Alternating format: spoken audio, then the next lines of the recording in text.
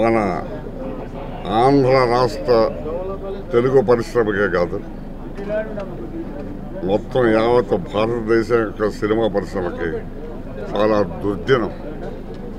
ఎందుకంటే దేశంలోనే పేరుగాంచిన ఒక లెజెండ్, చరిత్రకారుడు, సినిమా చరిత్రకారుడు, నిర్మాత వేరు, నిర్మాతలు వేరు, చరిత్ర సృష్టించిన వాడు వేరు, లెజెండ్. ఆయన కోల్పోయింది సినిమా పరిశ్రమ. రామానాయుడు గారి గురించి చెప్పాలంటే చాలా అసలు మనకి విషయాలు చాలా ఎన్నో చెప్పాలి.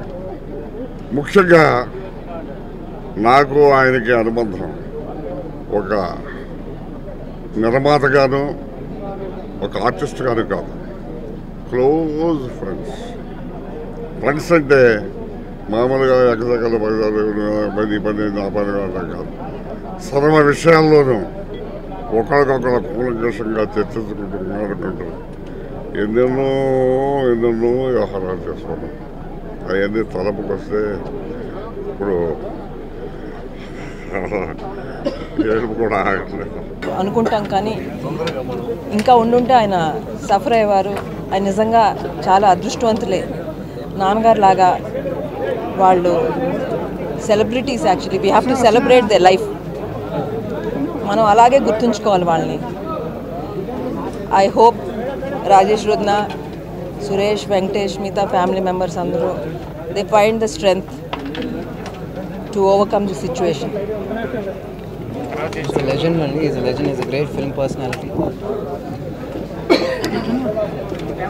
More than anything, బాధ డెఫినెట్గా ఉంటుంది, కానీ he lived his life to the fullest. చాలా హిజ్ లైఫ్ మనం సెలబ్రేట్ చేసుకోవాలి. ఆయన లైఫ్ సో పాజిటివ్గా సెలబ్రేట్ చేసుకోవాలి. Because he lived a very successful life. ఎంతో ఎత్తుకెదిగారు. వెరీ రేర్గా అలా ఉంటారు. So we should celebrate his life, and I'm sure his family will find the strength also, and we should all Telugu people anta let's celebrate his life.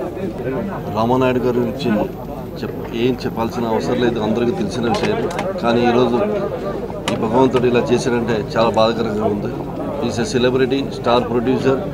అందరికీ, కొత్త వాళ్ళకి, పాత వాళ్ళకి, అందరికీ సమానంగా చూసుకొని తెలుగు ఇండస్ట్రీలో చాలా పెద్ద పేరు చేసిన స్టార్ ప్రొడ్యూసర్ ఆయన. నాకు కూడా ఒక తాతమ్మనాడు అన్న పిక్చర్లో అవకాశం ఇచ్చారు. అప్పుడు నాకు బాగా క్లోజ్ అయిపోయారు. అలాగే ఈరోజు ఇలా జరిగిందంటే నేనేం మాట్లాడను, కానీ ఆయన ఆత్మానికి భగవంతుడు శాంతి కలిగించని కోరుకొని ఆయన మాట్లాడారు.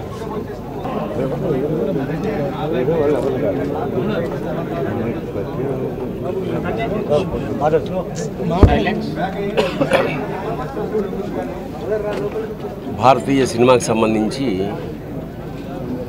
ఒక అనర్ఘ రత్నం రామానాయుడు గారు. కొంతమందికి కొన్ని ప్యాషన్స్ ఉంటాయి. దీనికి సినిమా అనేదే ఉచ్ఛ్వాస నిశ్వాసాలు. అలా బతికిన మహానుభావుడు.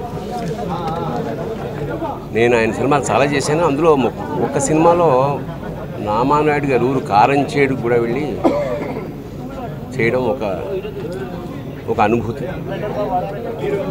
తెలుగు సినిమా చరిత్ర ఉన్నంతకాలం రామానాయుడు గారికి ఒక పేజీ ఉంటుంది. ఆయనది ఒక పరిపూర్ణ జీవితం. ఒకసారి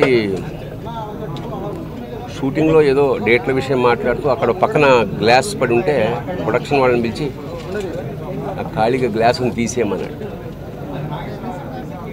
అంత విషయంలోనూ ఆ చిన్న విషయం పట్టించుకున్నాడు ఏమిటో అనుకున్నా. ఇంత చేస్తే ఆ సినిమా తన సినిమా కాదు, వేరే వాళ్ళ షూటింగ్. అంటే ప్రొడ్యూసర్ల పట్ల అంత, అంటే ఒక ప్రొడ్యూసర్ అలా ఉండడం అనేది నిజంగా అది మనం ఊహించలేని విషయం.